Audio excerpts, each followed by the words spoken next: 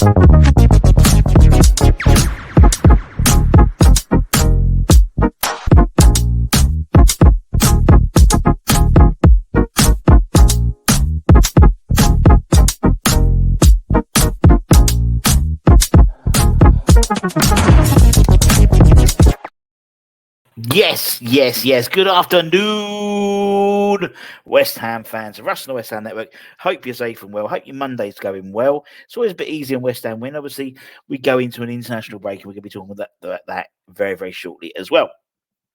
Lunchtime today, I did the ratings for the Nottingham Forest game, to go and check that out and see if you agree or disagree. And then yesterday we did obviously the preview. That's matchday mornings. We did the sort of run around afterwards, and also I did a bit about Will Steele as well, who I met at the game yesterday. Which was quite interesting. Anyway. It's Hammers Headers in association with KUMB.com, boys. 3 stories as per usual, and some interesting stories, really. Let's crack on with the first one. Let's talk about international hammers. As I said, West Ham are now on as part of all the Premier League, a 2-week international break, and lots of players have been called out to international duty. So I thought I'd give you a little bit of a rundown. We've got a total of 1, 2, 3, 4, 5, 6, 7, 8. At the moment, 8. Unless people have got injured and they decide to call up any West Ham people. James Ward-Prowse? Not going to happen. I think it's going to be. I think it'll be what's his face, Sterling, be called up for Madison. Anyway, let's start off. Madame Kudus and Ghana. They're actually kicking off their and it's crazy to think of it. They're kicking off their 2026 FIFA World Cup qualifying campaign. Mental, isn't it? And they've got a couple of games in on Friday and on Tuesday for Group I of their group. They've got them, Madagascar, before Champions. They've got Central Africa, Republic, Chad, and Mali. There we go. Thomas Souček, Vladimir Sufal, they both play in 2 vital 2024 UEFA European Championship qualifying groups. They've got a game on Friday against Poland and on Monday against Moldova. Mavropanos and Greece, they're in their final qualifying tie at home to France, and a victory combined with Netherlands not winning against Republic of Ireland and away to Gibraltar will see Greece finish second and secure automatic qualification. They also play New Zealand in a friendly, so maybe Chris Woods will get to play against Mavropanos because they didn't get a chance to do that yesterday. Edson Alvarez, Mexico squad, they're in the CONCACAF Nations League quarter-final match with Honduras, which is a 2-legged affair.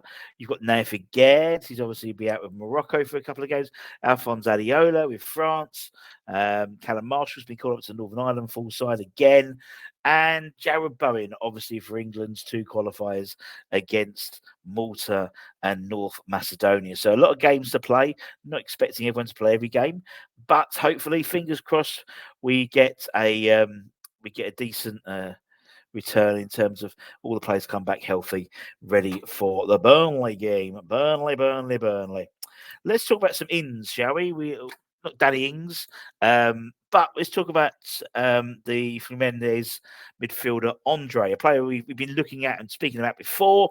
But David Ornstein from Athletic has claimed that it was basically us and Liverpool were the 2 main protagonists in terms of trying to acquire the midfielder's signature. But apparently, Liverpool are not planning to do a deal for Andre, despite recent rumours, which is a boost to West Ham and their transfer plans. He suggested it won't be a busy January for Liverpool, and while there's interest from the Reds in Andre, there doesn't seem to be a chance of an offer.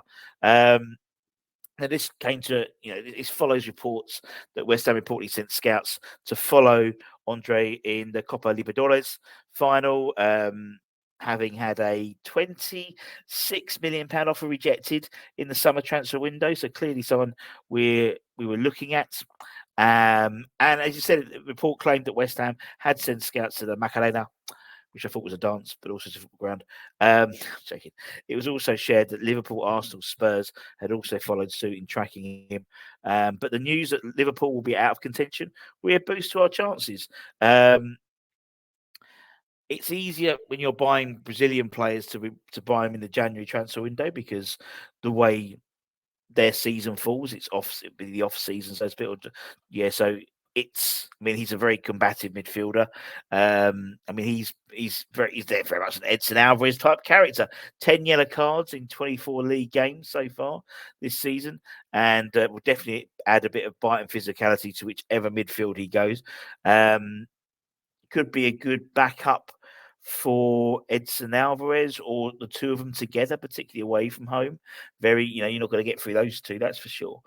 And our defence does need some shoring up as well, definitely. But with one in, it could be one out. And Sean Wheatstone reported over the weekend that West Ham could be willing to listen to offers for Flynn Downs in the summer. He went on his West Ham Football Twitter feed, or X feed, and he said that there are concerns at London Stadium regarding his ability to make it as a regular first teamer, and the Hammers could be ready to listen to offers in the summer as a result. He started 10 games in the Championship for the Saints this year since joining, and he didn't start very well, but even in Southampton, but he's having rave reviews since, and apparently he now faces an uphill struggle to force his way into the team at the club when he returns. With obviously Edson Alvarez, JWP arriving, the only option for Flynn was probably to go out on loan anyway, to get first team opportunities. Last year he made 21 appearances for West Ham. Following his move from Swansea, and only a few of them were from the outset. Ironically, I think they were all away against top 6 opponents, I believe, particularly in the Premier League. But given the qualities of Alvarez and also JWP, it's certain that the Hammers will be looking to take their midfield quality up a notch next summer. So, or even in January, looking at Andre, for example. So, which to that sounds damaging for Flynn in the long haul, which is a shame. West Ham boy, but it shows where the club's going, the trajectory of the club, and that's not. And before I said, that's not on Moyes' head. That's in terms of Steiden, in terms of the midfield he's trying to improve. He's trying to build the side up. So naturally, players who have maybe been with the club for a long time will go by the wayside in terms of upgrading to bigger and better. We'll see. We'll see with Flynn. And that's it, my friends. As I said, if you're new in there, give it a like, give it a comment, give it a share, give it a bloody good subscribe. Also, check out leesandmotherbrand.com, of course. And don't forget, if you fancy some beer, beer52.com/West Ham. 8 exclusive free beers if you cover the postage, $5.95. You can get some, and they're exclusive craft beers. Dark beer, light beer, they are cracking. Plus a couple of snacks as well. I have very much enjoyed their latest case. We'll just say, cases, because they said Anton's one to Budden household by mistake. With us. But until then, take care, stay safe, stay warm, stay humble, keep the faith, my friends, and we'll see you guys very, very soon. Ta-ta for now, my friends.